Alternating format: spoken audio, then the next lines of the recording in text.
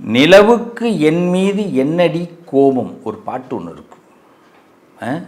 நிலவுக்கு என் மீது என்னடி கோபம் நெருப்பாய் சுடுகிறதே. இந்த ஒரு பாட்டை முடிஞ்சதுன்னா சிம்ம ராசிக்காரர்கள் இதை கேட்டு பாருங்க. இது ஒரு பழைய பாட்டு. கூகுளில் போய் சர்ச் பண்ணுங்கள், யூடியூப்பில் போய் சர்ச் பண்ணுங்கள். இந்த பாட்டை உட்காந்து முழுசாக கேளுங்க, அப்புறமா இந்த பதிவுக்கு வாங்க. என்னென்னா இது ஒரு காதல் பாட்டாச்சே, இதை போய் ஏன் நம்மள்கிட்ட இப்போ சொல்கிறாரு அப்படின்னு நீங்கள் கேட்கலாம். காதல் அப்படிங்கிறது இன்னொருத்தவங்க மேலே வர்றது மட்டும் அல்ல, ஒரு பாலியல் அதாவது பாலிய விஷயங்கள் மட்டும் கிடையாது காதல். ஒரு பாலினத்தோடு யோசிக்கிறது மட்டும் இல்லை காதல். நல்லா தெரிஞ்சிங்க, காதல்ங்கிறது நமக்கு பிடிச்ச விஷயத்தை நாம் விரும்புவது. நம்ம சில விஷயங்களை விரும்பும்போது பல பேரால் நாம் நிராகரிக்கப்பட்டுக்கிட்டே இருப்போம். அது யாருங்க? சிம்ம ராசிக்காரர்கள். நமக்கு பிடிச்ச விஷயத்தை நாம் எப்போ ரொம்ப நெருங்கி விரும்ப ஆரம்பிக்கிறோமோ அப்போ நிராகரிப்பு ஏற்படும். அதான் நான் முதல்ல அந்த பாட்டை சொல்கிறது. நிலவுக்கு என் மீது என்னடி கோபம் நெருப்பாய் சுடுகின்றது. நான் ஒரு நிலவை பார்க்குறேன், நான் ஒரு அழகை பார்க்குறேன், நான் ஒரு அறிவை பார்க்குறேன், ஒரு குளுமையான பிரதேசத்துக்குள்ளே போகிறேன், உள்ளே போய் நான் ஒரு ஓய்வு எடுக்கலான்னு போகிறேன், எனக்கு ஒரு ஃபோன் வருது, நெருப்பு அனல் மாதிரி உள்ள ஒரு விஷயம் எனக்கு வருது. நிம்மதியாக வாழ விட மாட்டீங்களடா டேய். ஏண்டா? ஏன் சிம்மத்தில் பிறந்தது ஏன் குத்தமா, இல்லை சிம்மத்தில் படைச்சது ஆண்டவனோட குத்தமா? இப்படி கேட்க தோணும் என் சிம்ம ராசி உறவுகளே. இந்த இடத்துல நம்ம என்ன யோசிக்கிறோம்னே தெரியாது. ரொம்ப பியூரிஃபையாக அதை சொல்லுவாங்கள்ல, கலப்படம் இல்லாத பால், கலப்படம் இல்லாத தங்கங்கள். ஒரு படத்தில், முதல்வன் படம், கடைசி கிளைமாக்ஸில் அர்ஜுன் நடிச்சிருப்பார், ரகுவரன். அந்த ரகுவரனை ஷூட் பண்ணுறதுக்கு முன்னாடி அர்ஜுன் சொல்லுவார், ஷூட் பண்ணிவிட்டு சொல்லுவாரா ஷூட் பண்ணுறதுக்கு முன்னாடியே எனக்கு அந்த தகவல் கொஞ்சம் மறந்து போச்சு, ரொம்ப நாள் படம் இல்லை, ஆனால் செய்தி ஒன்று, என்னையும் அரசியல்வாதி ஆக்கிட்டீங்களடா அப்படின்னு ஒரு வார்த்தை வரும். அப்போ நம்ம என்னதான் நியாயம் தர்மம் இதுக்கெல்லாம் ரொம்ப கட்டுப்பட்டு சரியாக தான் வாழணும், நம்மளால் யாருக்கும் எந்த இடைஞ்சலும் இருக்கக்கூடாது அப்படின்லாம் யோசித்து இருந்தாலும் நம்மளை உரண்டைக்கு இழுத்துக்கிட்டே இருப்பாங்க, வம்புக்கு இழுத்துக்கிட்டே இருப்பாங்க. இப்போ நீங்கள் என்ன பண்ணணும்? உங்களை நீங்கள் காதலிக்க ஆரம்பிக்கணும், உங்களை நீங்கள் விரும்ப ஆரம்பிக்கணும், உங்களுக்கு பிடிச்சதை மட்டும் முதல்ல செய்ய ஆரம்பிக்கணும். மற்றவனை பற்றிலாம் நீங்கள் எந்த திங்கிங்கை, யாரை பற்றி, உங்கள் குடும்பத்தில் உள்ளவங்களை பற்றி கூட ரொம்ப யோசிக்காதீங்க. எல்லாத்துக்கும் ஒரு லிமிட் வச்சுக்கிங்க. உங்கள் கடமைகளை செஞ்சுட்டு உங்களை பற்றி அதிகமாக யோசிக்க ஆரம்பிங்க சிம்மராசி பிள்ளைகளா. அப்போது உங்கள் எதிரியே இல்லாமல் உங்கள் வாழ்க்கையை கொண்டு போக முடியும். உங்கள் அறிவு திறமை கண்டிப்பாக பளிச்சிடும். ஆனால் நிறைய நேரங்களில் நம்மளை நாம் வெறுக்கிறதுக்கே வாய்ப்புகள் ஏற்படும். ஏன் எனக்கு மட்டும் இப்படி நடக்குது, ஏன் எனக்கு மட்டும் இது மாதிரி அமையலை, ஏன் எனக்கு மட்டும் இந்த இடத்துல ஏமாறுறேன், இந்த ஏன் ஏன் ஏன் அப்படின்னு நம்மளை பார்த்துட்டு நம்ம மேலே நமக்கு வெறுப்பே வந்துடும் பிள்ளைகளா. நம்மளை வெறுக்கலாமா? நம்மளை வெறுக்கலாமா? வெறுக்கக்கூடாது. எப்பொழுது ஒரு விருப்பம் நம் மீது நமக்கு வருகிறதோ அப்போது தான் அதுக்குள்ளே பிடிக்கிறதெல்லாம் நமக்கு தெரிய வரும். உங்களுக்கு பிடிக்குது, எனக்கு இதெல்லாம் பிடிக்குமா, எனக்கு இது மேலெல்லாம் ஆசை இருக்கா, இது மேலெல்லாம் காதல் இருக்கா, பரவாயில்லையே, நான் ஏதோ சாதாரண ஒரு ஹியூமன் பீயிங் நினச்சிட்டேன். என்ன நம்ம ஒரு மாசான ஹீரோ தான். அந்த எண்ணம் முதல்ல சிம்மத்துக்கு வர ஆரம்பிச்சிடும். இந்த சிம்ம ராசிக்கார பிள்ளைக சிம்மாசனத்துக்கு அலையக்கூடியவர்கள் கிடையாது, ஆனால் சிங்கமாக வாழணும்னு நினைக்கக்கூடியவர்கள். ஒரு தொட்ட உதவி கேட்குறதா இருந்தால் கூட அதை கேட்குறதுக்கு நமக்கு விருப்பம் இருக்காது. நம்மள்கிட்ட பணம் இருக்கும், பதவி இருக்கும், நல்ல திறமை இருக்கும், ஆனால் ஒருத்தவன்ட்டு போய் யாசகம் கேட்க சொன்னால் பிடிக்காது. பெத்த பிள்ளைகள்கிட்ட கூட கெஞ்சறதுக்கு பிடிக்காது. ஏன் கெஞ்சணும்? கொடுத்தா சாப்பிட்றோம், இல்லையா நம்ம எடுத்துன்னு போய் ஏஞ்சி போய் சாப்பாடு எடுத்துன்னு வந்து போட்டு சாப்பிட்றோம். இதுதான் சிம்மம். இது நான் நினைக்கிறது கரெக்டாக தப்பா? இது பல இடத்துல சிம்மராசிக்கு தோணும்.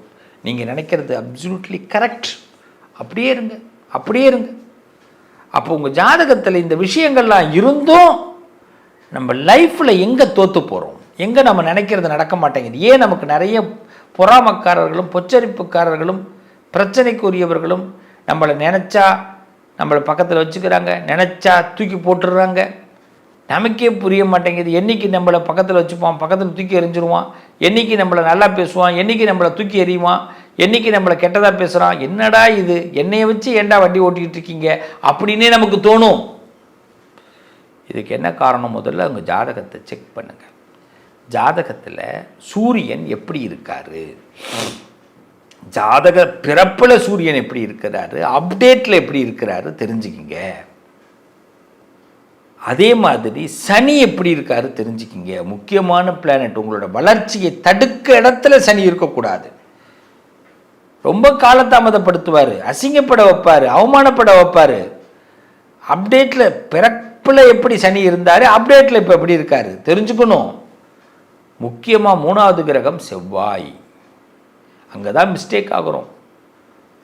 4வது கிரகம் புதன். இந்த 4 கிரகங்கள் சூரியன், சனி, செவ்வாய், புதன், இந்த 4 கிரகமும் பிறக்கும் பொழுது எப்படி இருந்தது, அப்டேட்டில் எப்படி இருக்குங்கிறத அப்பப்போ செக் பண்ணிக்கிங்க. அதற்கு தகுந்த மாதிரி சில முடிவுகளை எடுங்க. நம்ம மனுஷனுக்கு தகுந்த மாதிரியும் நம்ம மனசுக்கு தகுந்த மாதிரியுமே பல முடிவுகளை எடுக்கிறோம். அதனால் ப்ராஜெக்டே நிறைய நேரங்களில் ஃபெயிலியர் ஆகுது. ஆனால் பிளானட் என்ன பண்ணுது, உங்களுக்கு உணர்த்துது, போகாதன்னு சொல்லும். அது என்ன பண்ணுவோம், மீறி ஒருத்தன் மேலே வைக்கிற நம்பிக்கையில் போவோம். ஒருத்தனை எதுக்காதுன்னு சொல்லும், இவனெல்லாம் நான் கேட்குறத கேட்டுறேன், அவன் நான் எதுக்கிறத பற்றி பிரச்சனை இல்லை, நான் என் மனசில் படுத நான் கேட்டுறேன் அப்படின்னு ஒரு கேள்வி கேட்போம். அதனால நமக்கு 1000 பதில் கிடைச்சா பரவாயில்ல, 1000 அம்புகள் வந்து நம்ம மேலே பாயும். இதையே பொழப்பாக நமக்கு இருக்குது. நியாயமாக ஒரு கேள்வி கேட்டால் என்ன பண்ணணும், நியாயமாக ஒரு பதில் தானே கிடைக்கணும். பதிலே சொல்ல மாட்டான் எவனுமே. அதுக்கு பதில் நம்மளை பரிகாசம் பண்ணுவாங்க, நம்மளை வந்து விமர்சனம் பண்ணுவாங்க. ஏன்னா கேள்வியில் நியாயம் இருக்கும், கேள்வியில் அர்த்தம் இருக்குது. அது கேள்விக்கு பதில் தெரிஞ்சால் இந்த உலகம் நல்லா இருக்கும், நீங்கள் நல்லா இருக்கலாம். ஆனால் அந்த பதில் தெரியாதவன் என்ன பண்ணுவான், உங்கள் மேலே விமர்சனத்தை அம்பாக பாய்வான்.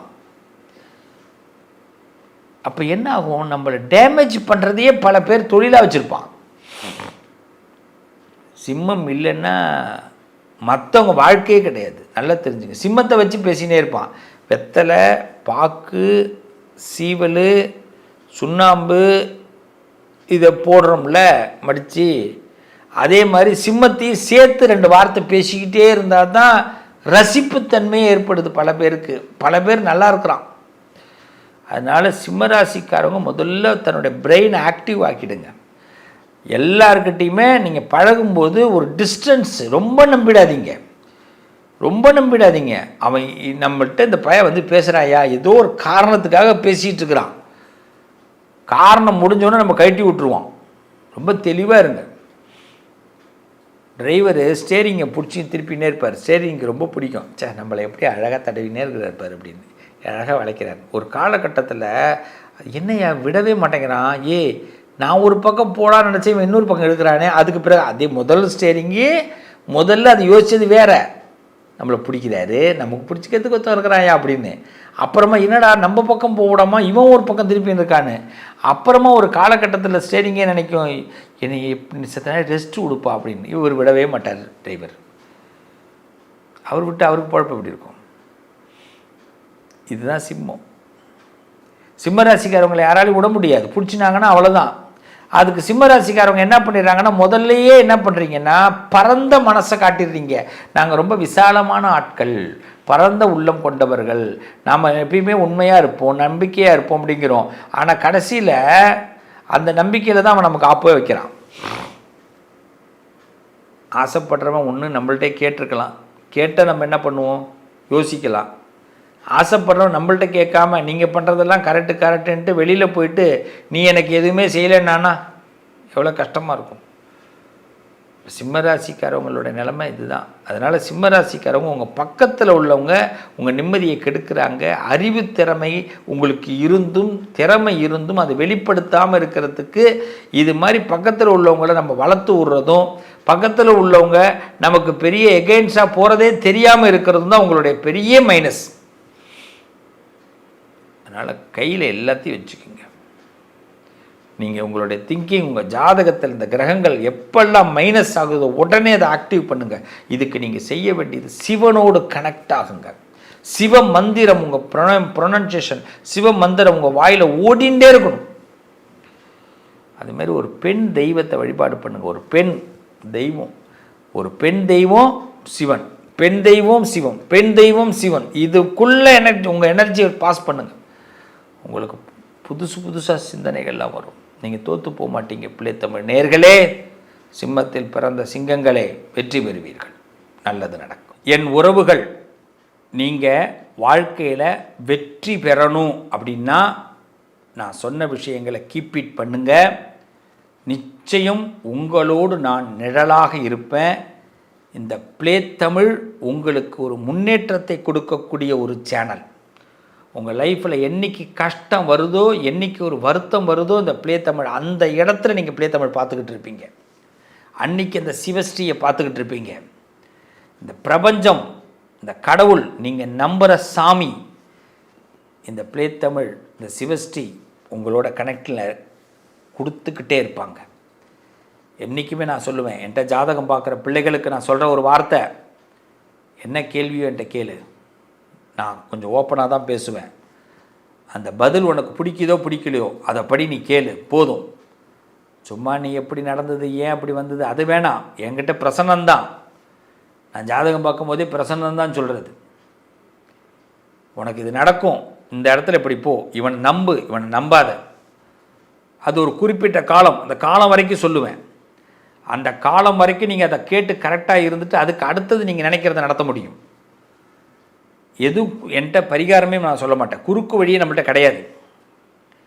நேர்த்தி கடன் மட்டும்தான். கடவுள் என்ன சொல்கிறாரு, அந்த காலத்தில் பெரியவங்க என்ன சொல்லி கொடுத்துருக்குறாங்க, நீ என்ன நினைக்கிறியோ அது நடந்துட்டா, ஆண்டவா, என் குலதெய்வமே, என் இஷ்ட தெய்வமே, நான் உனக்கு இதை செய்கிறேன், தீ மிதிக்கிறேன், முடி காணிக்க கொடுக்குறேன், இந்த பணம் போடுற உண்டியல்ல, ஏதோ ஒன்று நேர்த்தி கடன் பண்ணுவாங்க.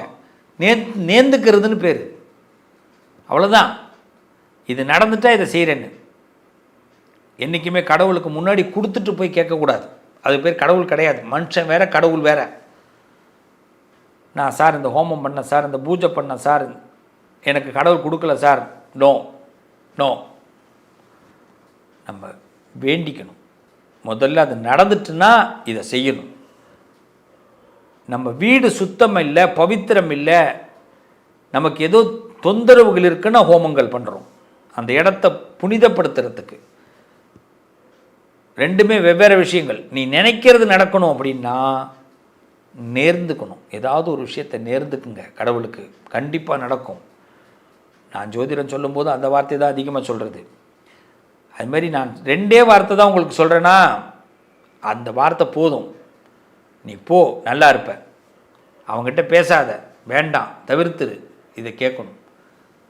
என்றைக்குமே குரு அப்படி தான். நான் என்றைக்கும் உங்களுக்கு குருவாக இருப்பேன்.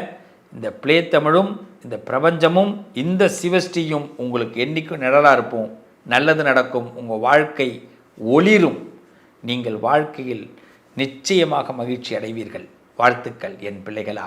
அமோகமாக இருக்கணும்.